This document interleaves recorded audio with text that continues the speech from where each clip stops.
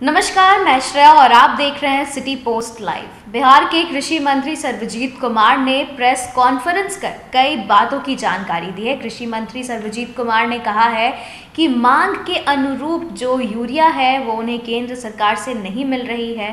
केंद्र सरकार उन्हें पूरे तरीके से जो है वो सहयोग नहीं कर पा रहे हैं और कई खाद का किल्लत भी हो रहा है, जिसके कारण बिहार के लोगों को और कृषियों को काफ़ी ज़्यादा दिक्कतों का सामना करना पड़ रहा है।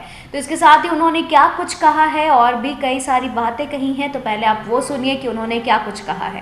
विधायक के रूप में तो ये सरकार में बैठे हुए लोग, मुख्यमंत्री, डीजीपी, मुख्य सचिव, जितने अधिकारी हैं, वो अपने उत्तरदायित्व से बचने का एक शॉर्टकट रास्ता अपना लिए हैं। इसीलिए आप देखे होंगे बजट सत्र के अलावा 2 सत्र, मानसून सत्र और हमारा जो सत्र है शीतकालीन सत्र, वह मात्र 5 दिन का होता है। उस 5 दिन में भी एक दिन श्रद्धांजलि देने में ही चला जाता है। 4 दिन का सत्र हम लोग सभी ग्रुप, जो हमारे सवाल है बिहार की जनता के, गरीबों के सवाल हैं, कारोबारियों के सवाल है, किसानों के सवाल हैं, वह सवाल विधानसभा के फ्लोर पर कोई भी एक तो आते नहीं, अगर आज आते हैं तो उसमें 10% से भी कम पर बहस होता है। आज आपने दैनिक भास्कर की रिपोर्ट ने भी छापा था कि मात्र 55 सवालों का सवाल जवाब हुआ है, जो 10% से भी कम है। यह दुर्भाग्यपूर्ण है स्थिति।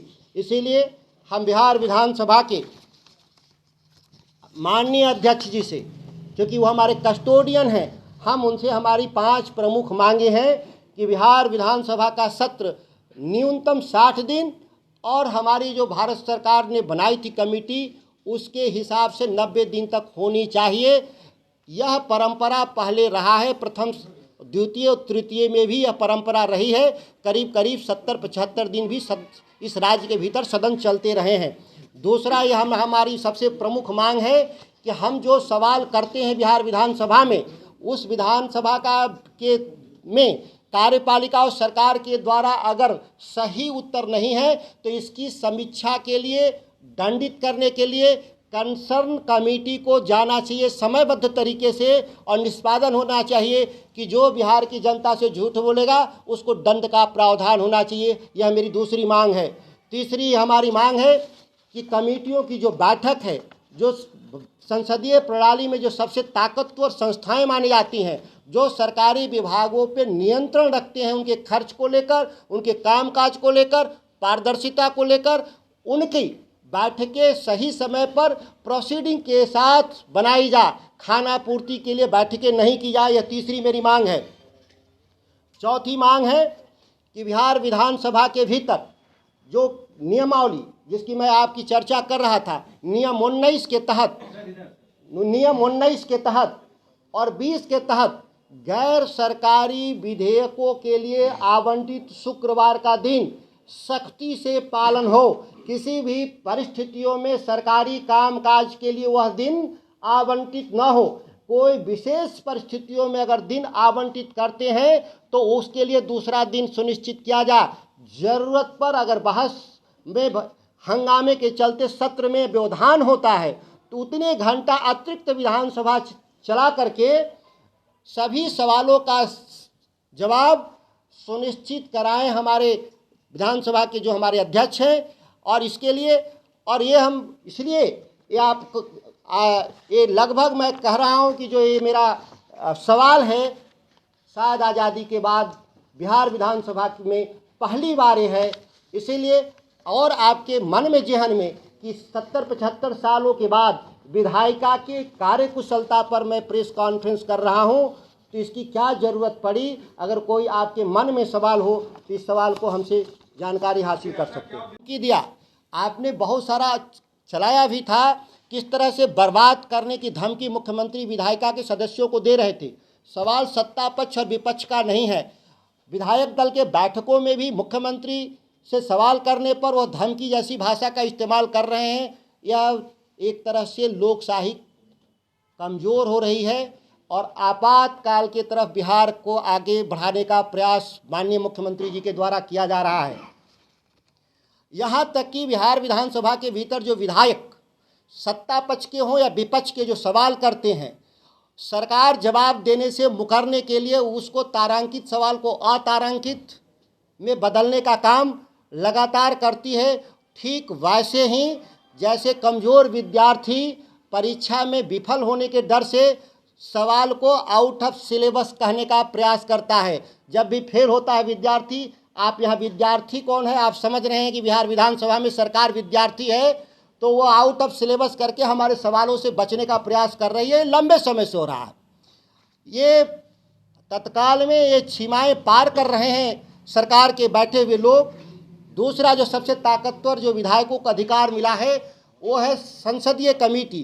विधानसभा की जो कमेटियों की बैठकें नहीं होती हैं, नाम मात्र की होती हैं, खाना पूर्ति के लिए होती हैं, यहाँ तक कि बैठकों के कोई भी प्रोसीडिंग नहीं तैयार किए जाते। हजारों करोड़ की जो योजनाओं की जिम्मेदारी जो है विधायिका के जिम्मे, जो कमेटियों के जिम्मे है महत्वपूर्ण जिम्मेदारी, उस जिम्मेदारी को बैठकें होती ही नहीं।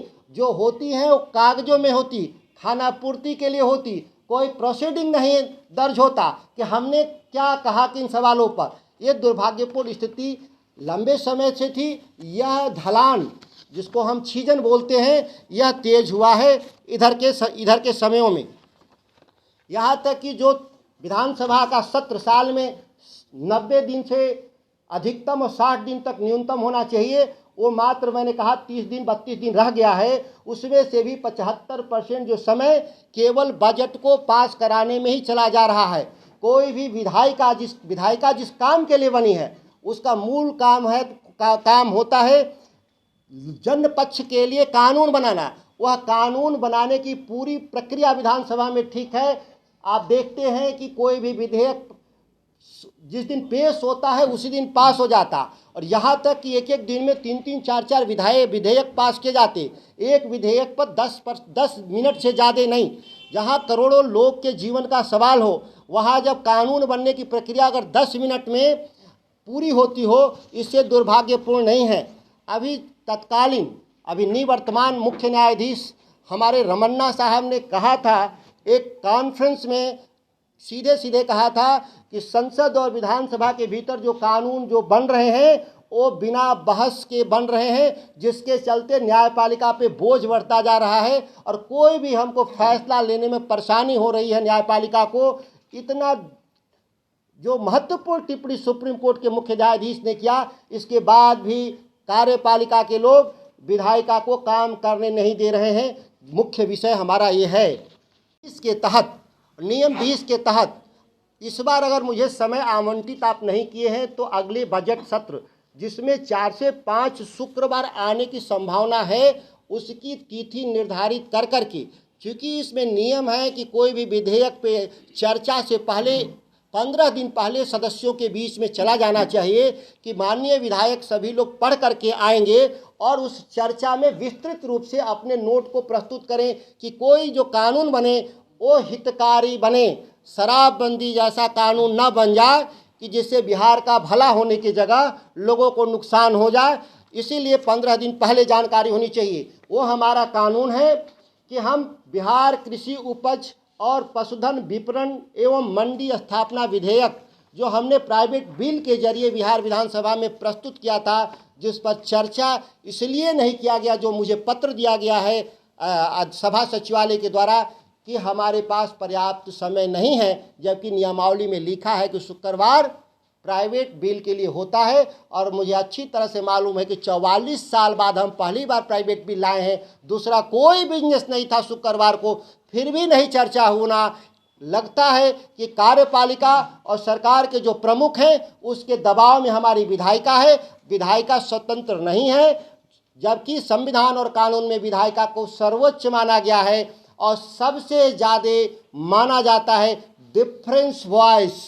अगर किसी मत पर कई मत हों तो वह मत कहाँ प्रकट करेंगे, उसके लिए सबसे उपयुक्त प्लेटफॉर्म विधायिका को माना गया है, विधानमंडल को माना गया है, और उसमें सर्वानुमति का प्रयास सरकारों के द्वारा किया जाता। लेकिन यहाँ सरकार सर्वानुमति की बात छोड़ दीजिए, सरकार विधायिका के आवाज़ को दबाने का प्रयास कर रही है। यह मेरा आरोप है सरकार में बैठे हुए लोगों पर।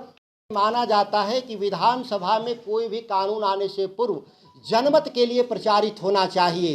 और जनमत जो बिहार की जनता है उसके बीच में प्रचारित करने के लिए आप मीडिया के बंधुओं का भी सहयोग चाहिए।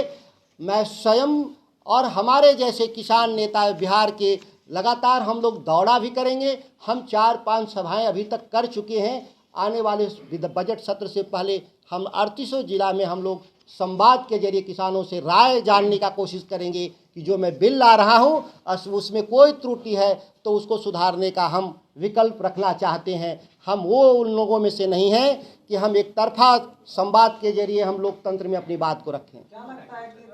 तो देखा आपने किस तरीके से कृषि मंत्री सर्वजीत कुमार ने साफ तौर पे कह दिया है कि केंद्र सरकार जो है वो पूरे तरीके से सहयोग नहीं कर रही है, और उन्होंने अपील भी की है कि केंद्र जो है वो पूरे तरीके से बिहार की इस मांग को पूरा करे और सहयोग करे सही तरीके से, ताकि लोगों को दिक्कतों का सामना ना हो पाए। तो फिलहाल के इस अपडेट में इतना ही। बने रहे सिटी पोस्ट लाइव के साथ। इस वीडियो को लाइक करें, शेयर करें और चैनल को सब्सक्राइब करना ना भूलें।